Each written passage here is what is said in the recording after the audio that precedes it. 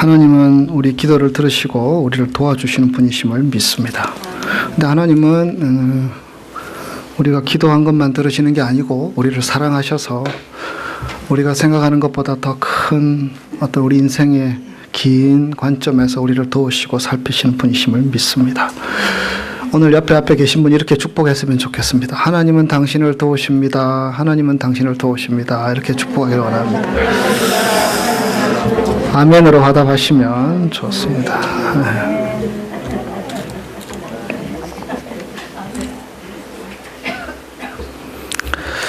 그 은혜라는 말 여러분 많이 쓰고 사십니까?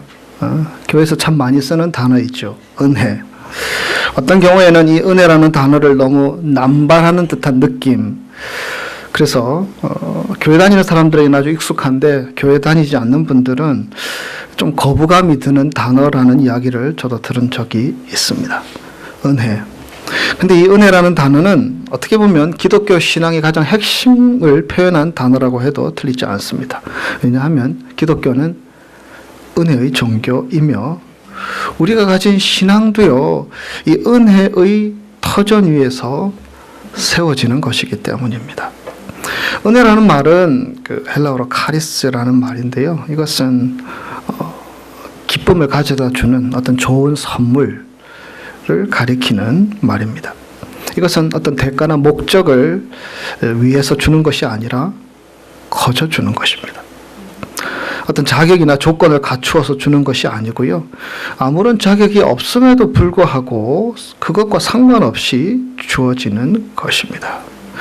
그래서 여러분 기독교 신앙을 처음 접하는 데 있어서 어떤 조건도 따지지 않고 자격도 없고 누구에게나 준다라는 이 기독교 신앙의 내용을 받아들이기가 오히려 더 힘이 듭니다. 왜냐하면 세상의 논리는 그것이 아니지 않습니까?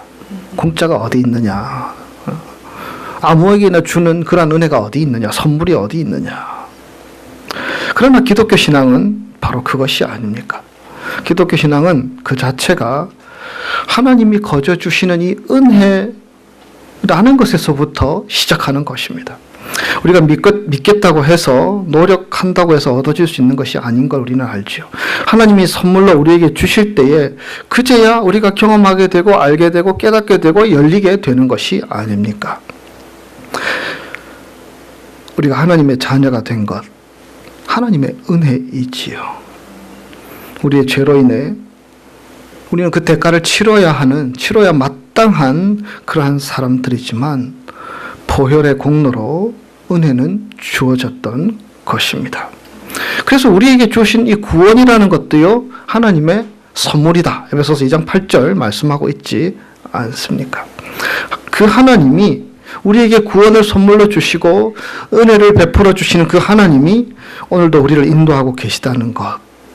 이것도 하나님의 은혜지요. 우리를 당신의 자녀로 대하시고 또 이끌고 인도하고 계시다는 것. 그것도 은혜지요. 하나님의 은혜가 아닌 것이 하나도 없다라는 것이 아니겠습니까?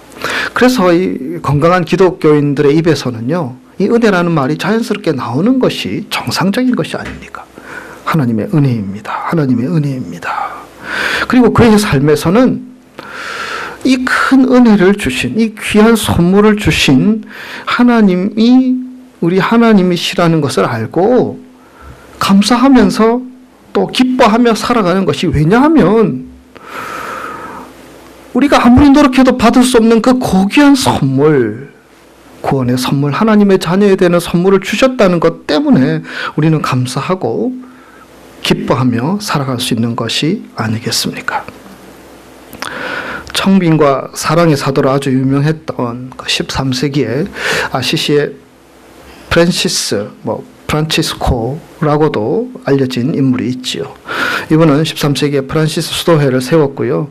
중세 교회가 많이 타락하곤 했었는데 이 건강한 선한 영향력들을 미친 아주 훌륭한 수사이었습니다.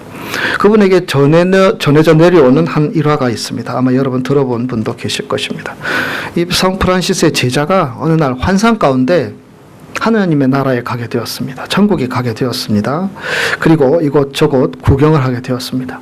근데 아주 높은 곳에 자리가 하나 있는데 그 자리가 비어 있었습니다. 그래서 예수님께 저 자리는 누구의 자리입니까? 라고 물었습니다. 예수님께서 이렇게 대답했습니다. 그 자리는 세상에서 가장 겸손한 프란시스가 앉을 자리다. 그렇게 말씀했습니다. 이 말을 들은 제자는 아무리 자기 스승이지만 이 시기와 질투의 마음들이 생겼습니다. 그는 조용한 시간에 이 프란시스에게 물었습니다. 선생님은 자신이 어떤 사람이라고 생각하십니까?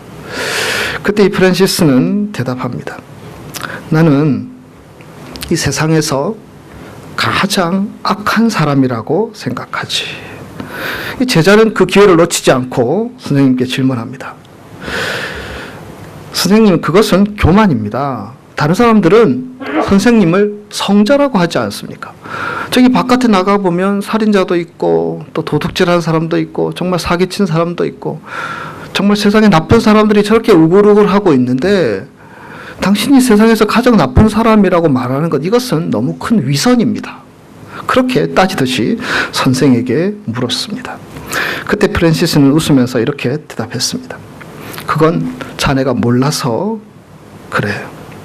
만일 하나님께서 내게 주신 이 은혜를 다른 사람들에게 주셨다면 아마 그 사람들은 나보다 훨씬 훌륭한 사람이 되었을 거야. 내가 얼마나 큰 은혜를 받고 사는지 자네는 모른다네. 여러분, 이것이 은혜 받은 사람의 진정한 모습이 아니겠습니까? 우리가 살아가는 삶의 환경, 또 관계하는 사람들, 또 내 인생의 여정, 하나님께서는 이런저런 환경 가운데 우리를 두시고 우리를 살아가게 하십니다. 그런데 그 가운데는 하나님의 은혜가 있습니다. 우리를 이 자리까지 인도하여 주신 하나님의 은혜가 우리를 이끌어 주셨고 인도하여 주셨다라는 사실입니다. 그래서 여러분, 우리는 찬양으로 이런 고백들을 하지 않습니까? 나 같은 죄인 살리신 주 은혜 놀라와. 지금까지 지내온 것 주의 크신 은혜라. 나의 나된 것은 하나님의 은혜로다. 여러분, 저를 따라 함께 고백할 수 있기를 원합니다. 하나님의 은혜에 감사드립니다. 나의 나된 것은 하나님의 은혜입니다. 아멘. 전혀 예수와 상관없이 살다가 기회가 되어서 예수님께 관심을 갖게 된 것도요, 하나님께서 우리의 마음을 감동시켜 주신 하나님의 은혜입니다. 우리에게 그런 마음 주신 것입니다. 내가 하나님 의지하며 살아야 되겠구나. 하나님 의지하면 하나님 도와주실 거야. 이런 믿음 가지게 된 것도요, 하나님의 은혜입니다. 그 마음을 주신 분이 하나님이시고요, 그 마음을 이루어 가실 분도 살아계신 하나님이십니다. 내가 올해부터는 정말 좀 더 바로 믿고 살아봐야 되겠구나. 내가 더 신앙생활 열심히 해야 되겠구나. 이런 마음 가지는 것도요, 이런 감동을 주시는 것도 하나님의 성령의 역사이며 하나님의 은혜입니다. 그래서 우리 입에는 늘 하나님의 은혜에 감사합니다. 이 고백이 끊어지지 않아야 하는 것이 지극히 정상적인 모습이 아니겠습니까? 그런데 오늘 우리 김미자 집사님 읽어주신 말씀, 특별히 6절 말씀을 보시면 이런 말씀이 있습니다. 그러나 더욱 큰 은혜를 주시나니 라는 말씀으로 시작되는 문장이 있지요. 여기서 더욱 큰 은혜, more grace라고 되어 있죠. 내가 신앙적인 결정을 내리느라고 이 세상에서 잃어버린 것을 훨씬 능가하는 은혜를 하나님께서 주신다는 것입니다. 다르게 얘기하면 내가 하나님을 믿기 때문에, 내가 신앙생활을 하기 때문에, 내가 예수님의 사랑으로 사랑하며 살기 때문에, 내가 이런 부분에 있어서 하나님께 헌신하며 살기 때문에 내가 이런 부분에 있어서 그렇게 하지 않아도 되는데, 내가 신앙을 가진 사람, 예수님의 사랑을 아는 사람이기에 이렇게 하지 않아도 되는 것을 하여서 겪게 되는 여러 가지 일들, 그런 갈등들. 근데 하나님께서는요, 이 모든 것들을 다 아우르는 더 큰 은혜, 그 그것을 다 품어안는 큰 은혜를 우리에게 주신다라는 것입니다. 이 은혜가 무엇인지를 아주 구체적으로 성경은 말하고 있지 않지요. 내 약한 신앙이 더 강건해지는 은혜인지, 아니면 세상에서 다른 방법으로 나에게 더 좋은 것들을 주시겠다는 은혜인지, 아니면 누구도 알 수 없는 특별한 어떤 길로 우리를 인도하신다는 것인지 알 수는 없습니다. 그러나 이 말씀을 묵상하다 보면 이것이 더 큰 은혜라는 것이요, 이 모든 것들을 다 포함하는 은혜라고 할 수 있지 않겠습니까? 내가 신앙을 지키기 위해서 무엇인가를 잃어버렸을 때, 내가 예수님 더 잘 믿기 위해서 무엇인가를 손해보게 되었을 때, 하나님은 그 부족함을, 그 빈 부분을 넉넉하게 채워주시는 분이시라는 것입니다.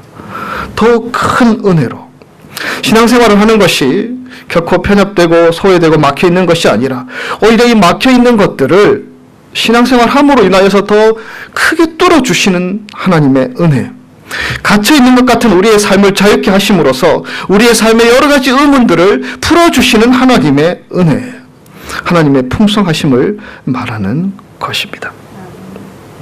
그러므로 우리가 신앙생활 하면서 이런 은혜를 체험하지 못하면 이 신앙이라는 것이 무거운 짐이 될 수가 있습니다. 기쁨도 사라지고 즐거움도 사라지고, 하나님의 은혜가 없을 때에 이 신앙생활이라는 것이 놓기는 그렇고 하기는 힘들고 계속 그 갈등 가운데 살아가는 분들도 있지 않습니까? 그러나 하나님의 은혜가 우리에게 주어지면 우리는 기꺼이 할 수 있습니다. 왜냐? 더 큰 은혜가 예비되어 있기 때문에. 우리가 그것을 택한다고 해서 당장 내게 유익한 것은 아니지만, 그것이 하나님이 기뻐하시는 일이라면 그것을 통해서 우리에게 베풀어 주실 더 큰 은혜가 예비되었음을 믿기 때문에 우리가 그 길로 나아갈 수 있는 것입니다. 우리가 그것을 붙들고 살아갈 수 있는 것입니다. 우리가 이 하나님의 말씀에 순종하여서 믿고 나아갈 수 있다라는 것입니다. 그것이 더 큰 은혜이며 그러한 것들로 우리에게 채워주신다라는 것입니다. 이미 우리는 하나님의 은혜를 많이 경험했지요. 그래서 이 자리에 나와 있는 것이고, 그런 하나님을 찬양하고 예배하고 노래하는 것이지요. 그러나 우리는 여전히 변덕스럽기도 하고요. 여전히 우리의 감정과 기분에 따라서 생각과 태도가 달라지기도 하지요. 그래서 우리에게 더 큰 은혜가 필요합니다. 우리가 가진 은혜들 감사하고 만족해야 하지만, 하나님께서 우리에게 우리 인생 여정 가운데 베풀어 주실 더 큰 은혜를 사모하며 달려갈 때에 우리가 반석 같은 믿음으로 하나님 앞에 설 수 있으며 우리에게 주어진 환경들을 이기며 나아갈 수 있게 된다라는 것입니다. 특별히 오늘 본문 말씀, 이 야고보서 말씀을 통해서 하나님께서 어떤 자리에 더 큰 은혜를 베풀어 주시는지 오늘 본문을 통해서 몇 가지로 살펴보기를 원합니다. 첫째로, 더 큰 은혜를 받기 위해서는 자신을 낮추어야 합니다. 한 젊은이가 나이든 율법학자에게 이런 질문을 했습니다. 선생님, 제가 궁금한 게 있는데 질문해도 되겠습니까? 그래, 질문해보렴. 옛날에 성경의 이야기에도 어떤 영적인 황금 시대에는 하나님이 이 땅에 내려오셔서 사람의 눈에 보여주기도 하셨고, 사람에게 그 사람의 이름을 불러주기도 했으며, 또 힘들고 어려운 사람들이 있으면 하나님께서 직접 그들을 고쳐주시고 회복시켜주시고 적들을 막아주시기도 했으며, 하나님께서 이 땅을 걸어다니면서 하시는 많은 일들이 성경에 기록되어 있는데요. 근데 왜 지금은 하나님이 이 땅에 내려오지 않는 것입니까? 왜 그 신은 이 세상에 힘들어서 몸부림치는 많은 사람들이 있는데 그 사람들의 손을 잡아주지 않는 것입니까? 이때 늙은 율법학자가 이렇게 대답합니다. 젊은이, 하나님은 지금도 이 세상 곳곳에 함께 계신다네. 그런데 사람들이 그를 볼 수 있을 만큼 낮게 구부리는 법을 잊어서 그렇다네. 겸손하지 않아서 그렇다는 것이 아니겠습니까? 본문 6절 말씀 우리 같이 읽겠습니다. 더욱 큰 은혜를 주시나니 그러므로 일렀으되 하나님이 교만한 자를 물리치시고 겸손한 자에게 은혜를 주신다 하였느니라. 아멘. 여러분, 더 큰 은혜를 받기 위해서는 우리가 낮추어야 합니다. 머리를 숙이고 허리를 굽혀야 합니다. 교만은 은혜를 가로막는 가시와 같은 것입니다. 성경은 이 교만 때문에 자기 인생과 삶을 망쳐버린 사람들의 이야기로 가득 차 있습니다. 교만은 하나님의 은혜를 꺾어버리는 것입니다. 따라서 하나님은 교만한 자를 멀리 하시고 겸손한 자에게 더 큰 은혜를 주신다는 것입니다. 여러분, 교만은 다른 말로 하면 자기 만족을 추구하는 것과 자기 사랑이 가득 차 있는 것입니다. 그래서 그 사이에, 그 속에 하나님이 들어올 틈이 없는 것입니다. 그러나 겸손은 무엇입니까? 겸손은 하나님이 누구이고 내가 어떤 존재인지 아는 데서 출발하는 것입니다. 하나님은 창조주이시며 우리는 당신의 피조물입니다. 그리고 당신의 피조물인 우리는 그 창조주 하나님의 뜻을 따라 살도록, 그리고 하나님과 교통하며 살도록 우리를 지으셨습니다. 그래서 하나님 앞에 겸손하게 낮아져서 피조물로서 날마다 하나님을 의지하는 삶을 사는 것이 하나님께서 예비하신 더 큰 은혜를 누릴 수 있는 비결이라는 것입니다. 우리는 자신의 한계를 압니다. 왜냐하면 하나님께서 우리를 그렇게 지으셨기 때문입니다. 우리가 가진 여러 가지 한계 가운데 하나님께 손을 내밀고 하나님의 도우심을 구할 때에 지혜로 채워주시고 하나님의 능력으로 채워주시고 골리앗을 이길 수 있는 담대함을 허락하여 주시고 사자굴에 들어가도 하나님께서 우리를 지켜주실 것이라는 믿음으로 우리를 북돋워 주시고 이런 역사를 이루어 주시는 분이 살아계신 하나님이시며 그 하나님 앞에 우리는 피조물로서 겸손하게 나아가는 것이 합당하다라는 것입니다. 여러분 10절에도 이런 말씀을 하고 있죠. 주 앞에서 낮추라. 그리하면 주께서 너희를 높이시리라. 하나님 앞에서 자기를 낮추는 때에 우리를 높이시는 이 은혜를 경험할 수 있다라는 것입니다. 라틴어 코람데오라는 말 여러분 아실 것입니다. 코람데오, 하나님 앞에서라는 뜻입니다. 하나님 앞에서 살아가는 것이 겸손한 사람의 신앙의 모습입니다. 우리 일터에서도 하나님이 우리와 함께 계시며 우리 앞에 계신다는 믿음을 가지고 하나님께 손을 내밀며 겸손하게 살아가는 것. 잘난 것, 이룬 것, 나은 것 그런 것들 보지 않고 겸손하게 내 곁에 계신 하나님을 바라보며 겸손하게 날마다 손을 내밀며 살아가는 삶, 자신을 낮추는 삶. 그러한 삶 가운데 하나님께서 예비하신 더 큰 은혜로 우리의 삶에 채워주실 줄 믿습니다.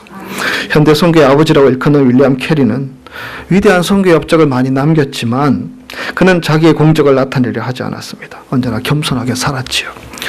마지막에 이제 유언을 하게 되었고요. 그래서 그 유언에 따라서 간단한 비문이 그의 묘비에 적힙니다. 이렇게 기록되어 있습니다. 윌리엄 캐리 1761년 8월 17일 출생, 1834년 6월 9일 죽다. 가엾고 비천하고 연약한 벌레 같은 내가 주님의 온유하신 팔에 안기다. 그렇게 묘비에 새겼습니다. 그 많은 일들을 이루었던 윌리엄 캐리였지만 이 모든 것이 하나님의 은혜였다라는 것을 고백하는 그 고백이 아니겠습니까? 둘째로 더 큰 은혜를 받기 위해서는 우리는 하나님을 가까이 하는 삶을 살아야 할 줄 믿습니다. 우리가 무엇을 가까이 하느냐는 것은요, 우리가 어떤 사람이라는 것을 드러내는 것입니다. 여러분 무엇을 가까이 하며 살아가고 계십니까?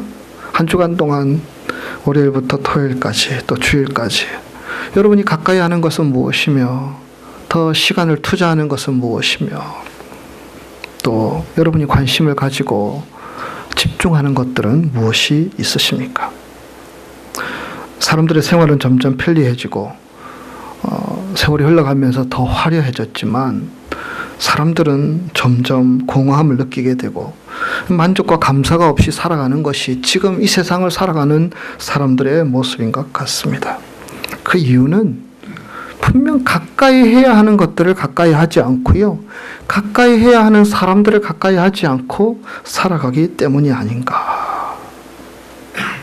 이 교회에서도 그냥 예배 드리고 그냥 내 할 일 하고 그렇게 사람들과 교제하지 않고 사람들을 사랑으로 섬기며 함께 나누지 않은 채 그렇게 독불장군식으로 자기 혼자 신앙생활 하시는 분들도 있지요. 그러나 우리가 더 큰 은혜를 받기 위해서 필요한 것은요, 하나님께서 우리에게 가까이 하기를 원하시는 것들을 가까이 할 때에 체험할 수 있는 은혜의 자리라는 것입니다. 무엇보다도 우리는 하나님을 가까이 하는 삶을 살아야 할 줄 믿습니다. 하나님과 가까이 하는 자가 하나님의 능력을 경험할 수 있습니다.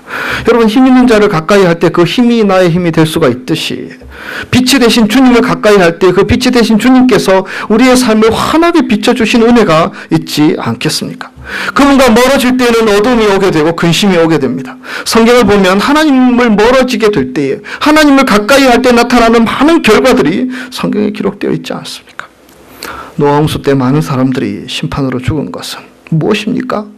하나님과 멀어졌기 때문입니다. 엘리 제사장, 그는 하나님의 뜻을 받들어서 제사의 역할들을 감당하는 하나님의 종이었습니다. 그러나 그가 하나님과 멀어짐으로 그의 가정에는 어려움이 생기고 시험이 왔습니다. 아들 두 형제가 전쟁터에서 한 날 한시에 죽었지요. 엘리 제사장 자신은 그 충격 때문에 목이 부러져서 죽었지요. 특별히 그의 며느리가 아기를 낳았는데 그 이름이 이가봇이라는 이름을 지었습니다. 그 뜻은 하나님의 영광이 떠나버렸다. 엘리의 삶을 대표적으로 말하는 것이죠. 하나님을 가까이 하지 않았던 불행한 인생. 그러나 여러분, 성경에는요, 하나님을 가까이 하는 삶 가운데 드러났던 수많은 간증거리와 하나님의 능력이 나타나는 현장들을 우리는 목격할 수 있습니다. 다윗이 하나님을 가까이 할 수 있었기 때문에 골리앗 앞에 나갈 수 있었지 않았겠습니까? 왜냐하면 그분으로부터 능력이 오는 것을 그는 깨달았지요.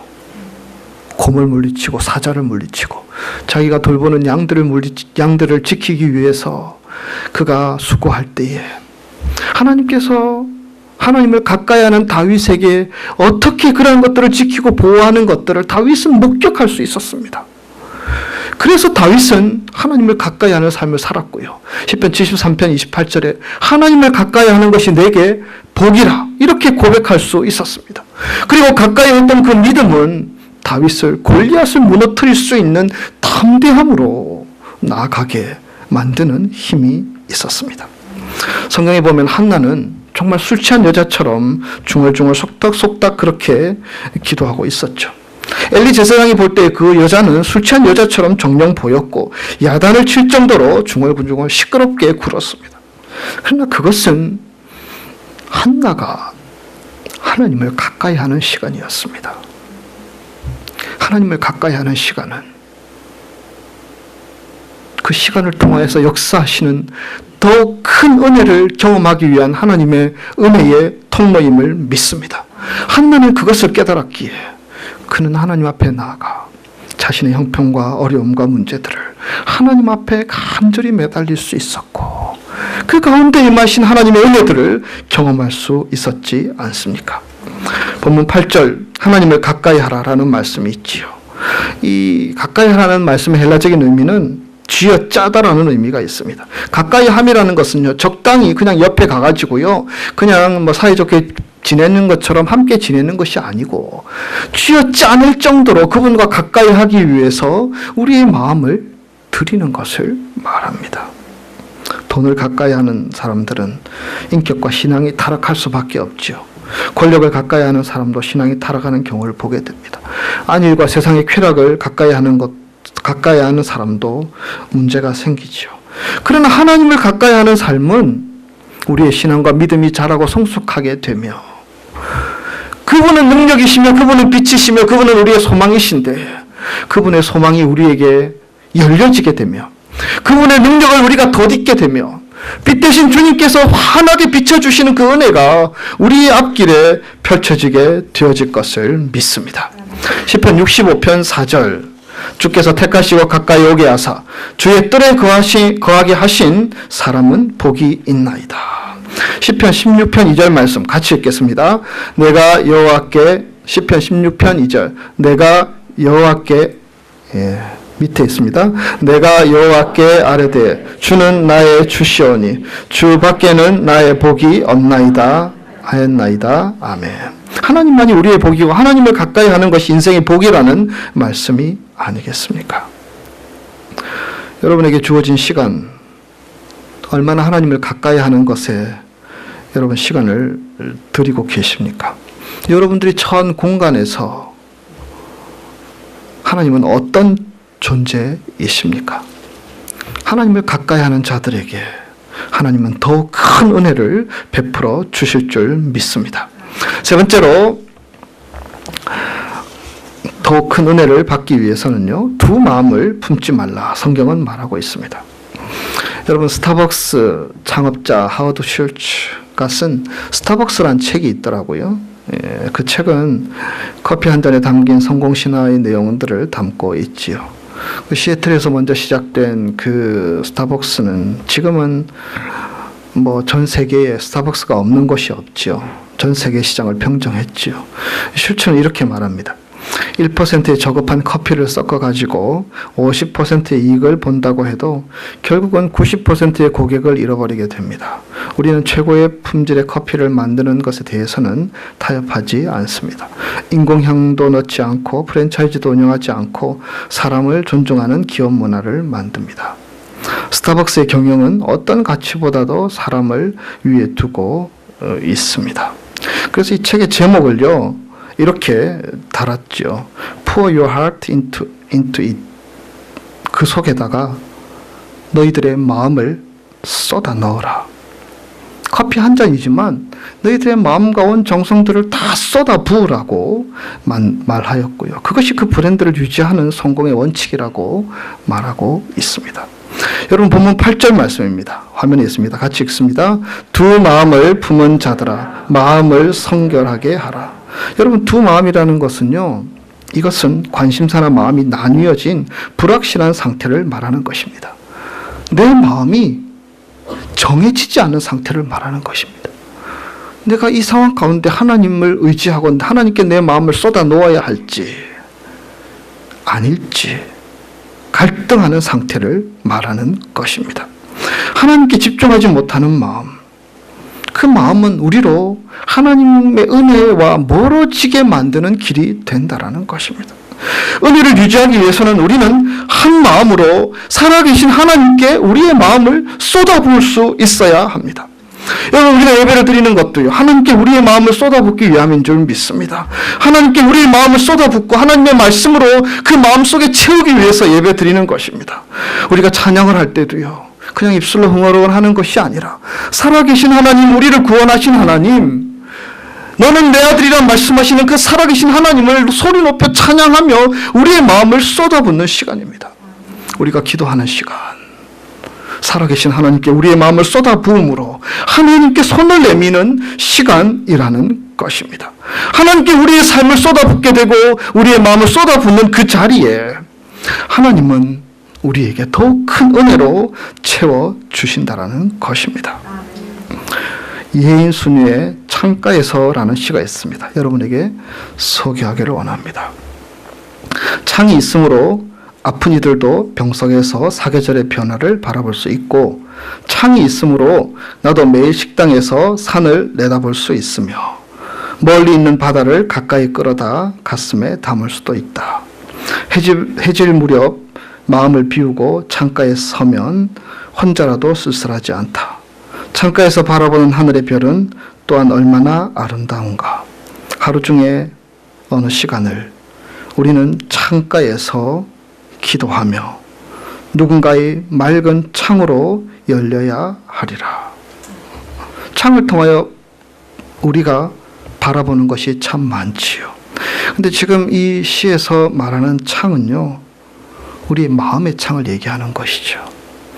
그 창을 열어서 우리 곁에서 우리의 기도를 들으시며 우리로 가까이 하기를 기대하시며 또 우리의 마음을 쏟아내기를 기대하시는 살아계신 하나님 앞에 그 창을 통하여 하나님과 교제하며 함께 만나는 시간, 그 시간이 우리에게는 은혜의 시간이라는 것입니다. 오늘 함께 예배드리는 저와 여러분이 더욱 큰 은혜를 사모하며 나아갈 수 있기를 원합니다. 여러분, 신앙은 모험이지요. 하나님 보이지 않고 하나님 우리가 손으로 만질 수 없고 우리가 증명할 수는 없습니다. 그러나 신앙은 믿음입니다.